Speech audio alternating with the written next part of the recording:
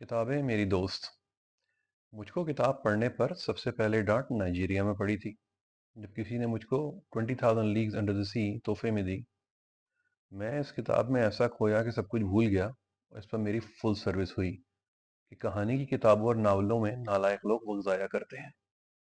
एक ख़ास कशिश थी इस किताब में, जो मुझको कभी किसी स्कूल की किताब में नहीं मिली थी। कहानियाँ उर्दू अंग्रेज़ी की किताबों में भी होती हैं, मगर शायद इन किताबों में मुसन्निफ़ की रूह नहीं, सिर्फ उसकी कहानी के आगे उस नाम का कतबा लगा होता है। किताबें क्या हैं? किताबें दोस्त होती हैं। मुसन्निफ़ दोस्त होते हैं। वो उस वक़्फ़े में जब आप उनके सफ़र में, उनकी रफ़ाक़त में इन औक़ात से मलहूज़ होते हैं, जो उनके थे, उनके तख़य्युल से कभी कागज़ पे छाए थे, अब वो आपके हैं। पर ज़रूरी है कि समझें, ये सब उनकी रफ़ाक़त ही में है। आप जब डूब जाते हैं किसी उलझी कहानी में, यहाँ एक बार फिर से सोचना पड़ता है कि आखिर ये क्या होगा वो लम्हा जिसमें मुसन्निफ़ ने ये शाहकार लिखा था। आप अपना आप कहीं इस शख्स को गिरवी रख कर, जो शायद अब किसी ठंडी कब्र के तहत अब आराम करता है, उसके दिल और उसकी रूह से ही सोचने लगते हैं। दिल डरता है कि कहीं ये कहानी, ये किताब अब ख़त्म ना हो, मगर एक लालच आपको खींचती है पता लगाने को कि आखिर कब अब आखिरी बात में वो होगा जो हमने सोच रखा है। मगर जो जादूगर हैं सामरी के कबीले के, वो कहीं दूसरी ही तरफ से अपनी सोच का अंजाम करते हैं। अल्लाह ने अपने नबी और अपने प्यारे हबीब सल्लल्लाहु अलैहि वसल्लम से भी सबसे पहले यही कहा था कि पढ़।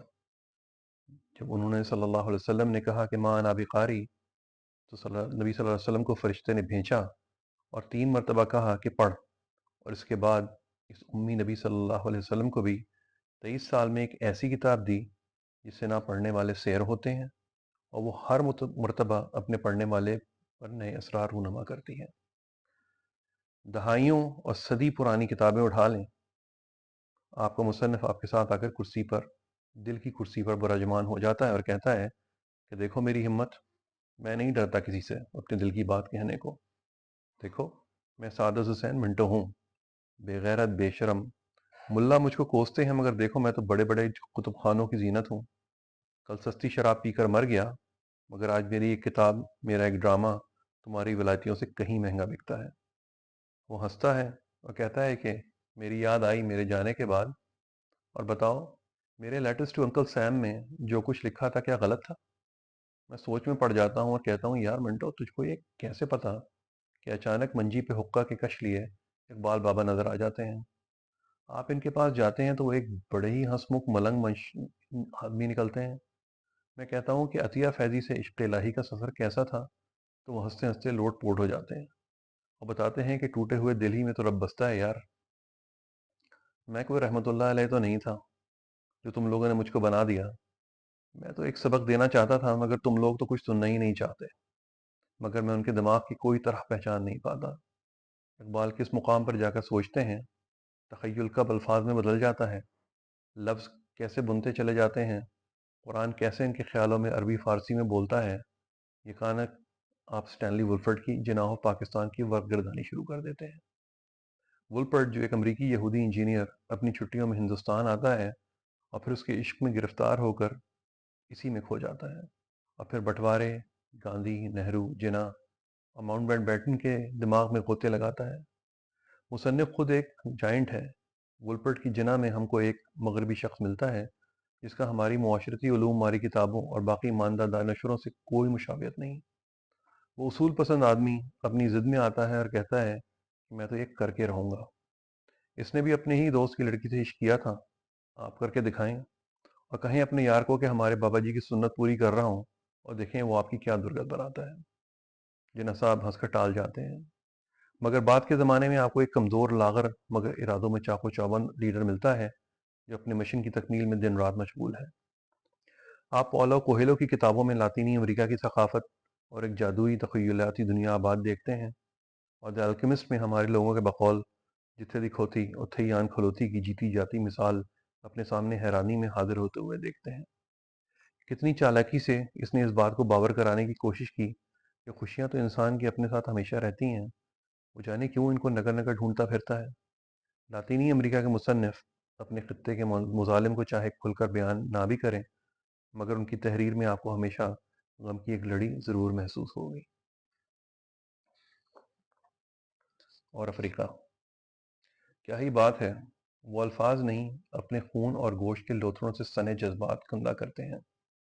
جوہانسبرگ کے ایک بک سٹور میں کئی سالوں پہلے میں نے پوچھا تھا کہ آپ کوئی افریقی مصنف کی کتاب ریکمینڈ کر سکتے ہیں، اور اس نے حیرانی سے مجھ کو دیکھتے ہوئے کہا تھا کہ آپ نے چنوا ایشیبا کی تھنگس فال اپارٹ نہیں پڑھی؟ اور اس کے بعد اس نے خود سے ہی وہ کتاب مجھے تھما دی، جیسے کہہ رہا ہو کہ یہ لو، یہ میرے لوگوں کی آواز، ان کا درد اور دکھ، جاؤ اس کو محسوس کرو، اور پھر نہ کہنا کہ پوچھنے پہ سائل کے ساتھ وفا نہ ہوئی۔ تھنگس فال اپارٹ کتاب نہیں ہے، وہ ایک کیمیائی بم ہے جو آپ کی روح کو اس کی جڑوں تک جھنجھوڑ کر رکھ دیتا ہے۔ ہم 1947 کے بٹوارے اور اس کے مظالم کو اب تک یاد کر کے خون کے آنسو روتے ہیں۔ اس گورے نے افریقہ سے عوام نسل پر جو ظلم ڈھائے تھے، اور جس کا سلسلہ اب تک جاری ہے، اگر آپ ان کو ان مصنفین کی نظروں سے دیکھیں تو انسانیت سے ایمان اٹھ جاتا ہے۔ ویلسوئنکا، اڈیچے اور نہ جانے اور کتنے افریقی مصنفین کے ساتھ تو میرا پھر ایک خاص تعلق جڑ گیا۔ میں نے ڈھونڈ ڈھونڈ کر نہ صرف ان کی زندگیوں کو کھدیڑا، مگر ان کی کتابوں میں کھو کر مجھ کو ایک عظیم اور خوبصورت تہذیب کا سامنا ہوا جو ہم سے دانستہ طور پر غائب کر دی گئی تھی۔ زنجیروں اور ان تمام گردنوں کے طوق جو افریقیوں کو پہننے پڑے، میں نے بھی محسوس کیے۔ بحری جہازوں میں 100 کے بجائے 500 لوگ ٹھونس کے امریکہ بھیجنے گئے، اور ان کی تکلیف میں نے محسوس کی۔ یہ ان کتابوں میں ہی ملے گا کہ انسانیت رنگ نسل کے پیچھے کیسے کیسے مظالم ڈھا چکی ہے۔ اور ہاں، ابھی چند دن پہلے فیض صاحب ملے تھے۔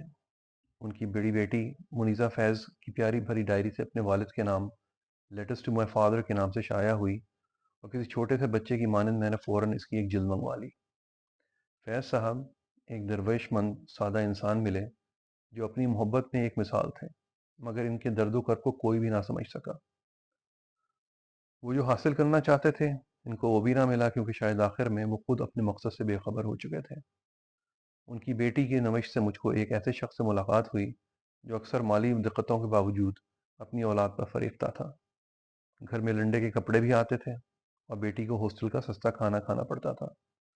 خود نگر نگر ملک ملک خوار ہوتے تھے۔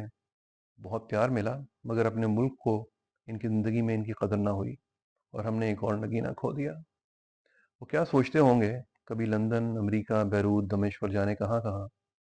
کیوں کرتے ہیں ہم یہ سب کچھ؟ اس کا کوئی راز نہیں، مگر صرف ایک ڈھٹائی اور اکڑ ہے جو جانے کا نام نہیں لیتی۔ شہاب نامہ میں بٹوارے سے پہلے اور اس کے بعد ہی کے ہی قصے نہیں، بلکہ ایک عجیب شخص سے بھی ملاقات ہوتی ہے جو پاکستان کے بڑے بڑے جوہادریوں کے ساتھ مل کر کام کر چکے ہیں۔ یہ فرائنہ کا ٹولہ جو کب سے اس ملک کو کھوکھلا کر رہا ہے اور کرتا رہے گا، یہ آپ شہاب صاحب سے پوچھیں۔ وہ آپ کو اپنے ساتھ بٹھا کر یہ بھی بتائیں گے کہ بھائی، یہ سب کہانیاں جو آپ بٹوارے کے بارے میں سنتے آئے ہیں کہ دشمن نے ہمارے بھائی بہنوں کے ساتھ بڑا ظلم کیا، تو اپنی آنکھیں کھولیں، کیونکہ اس طرف آپ کی طرف بھی، خاص کر پنجاب میں ہم مسلمانوں نے بھی سکھوں اور ہندوؤں پر ظلم کی کوئی کسر نہیں چھوڑی تھی۔ ہم نے بھی خون اور آگ کی وہی ہولی کھیلی تھی۔ ہم نے بھی پڑوسی بہنوں پر ویسے ہی دست درازی کی تھی کہ اس طرف سے سننے میں آتی تھی۔ اور ان مسلمانوں اور خاص کر عورتوں کا کیا حال جو لٹ پٹ کر پاکستان آتی تھیں؟ یہاں بھیڑیے، مسلمان بھیڑیے، ان کا انتظار اپنی حوث کا سامان لیا کیا کرتے تھے۔ تاریخ جو اسکولوں میں پڑھائی جاتی ہے، یہ سب جھوٹ نکلی۔ یہ سب سچ جھوٹ میڈیا سے دور انہی کتابوں میں چھپے بیٹھے ہیں، اور ان کے مصنف بے چینی سے اس چیز کے انتظار میں ہیں کہ کوئی تو آئے جو ان سے پوچھے کہ آپ تو وہیں تھے، آپ نے کیا دیکھا تھا؟ جب آپ یہ سب دیکھ رہے تھے تو آپ کے دل پہ کیا گزرتی تھی؟ یہ بات کرنے کو بے چین ہے، کوئی ان سے پوچھتا ہی نہیں۔ اور پھر ان اوراق میں آپ کو کوئی جھوٹے منافق بھی ملیں گے۔ یقین جانیں، کتابیں بہت ظالم ہوتی ہیں۔ انسان اپنا آپ ان میں ڈھال دیتا ہے، مصنف کہلاتا ہے، مگر اس کا اصل انہی اوراق سے چھلک کر اپنی اصلیت پڑھنے والے کے سامنے آ جاتا ہے، اور کہتا ہے کہ دیکھو یہ ہوں میں، باقی سب جھوٹ تھا۔ میں نے ایک ڈھکوسلا بنا رکھا تھا جو اب کھل گیا۔ پھینک دو میری کتابوں کو، ان جھوٹے اوراق کو جو غلاظت کی جھوٹ میں اٹے ہیں، اور آپ ان کتابوں کو الگ رکھ دیتے ہیں، اور جب بھی ان پر نگاہ پڑتی ہے تو اس دھوکے کا احساس ہوتا ہے جو اس معاشرے کا حصہ بن چکا ہے۔ ایک گلابی رنگ کی کتاب میرے کتب خانے میں بھی ہے، جو हमेशा झांक झांक के मुझे कहती है कि चाहे दुनिया में जितने बड़े बड़े इनामात मिल जाएं, आप वही हैं जो आप दुनिया को बता चुके हैं। और हाँ, कभी कभी कोई शाहकार आपको आपके बचपन में भी ले जाता है, जैसे मोहम्मद हनीफ की a case of exploding mangoes.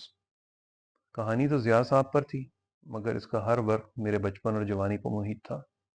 ये वो ज़माना था जब हमने इस्लाम, मुनाफ़क़त और दहशत गर्दी को इम्तिजाज पर बनता हुआ मुआशरा देखा, जब झूठ सच था, ताकतवर खुदा था और गरीब वो घुन जो रोज़ चक्की के पेट में पिसता था।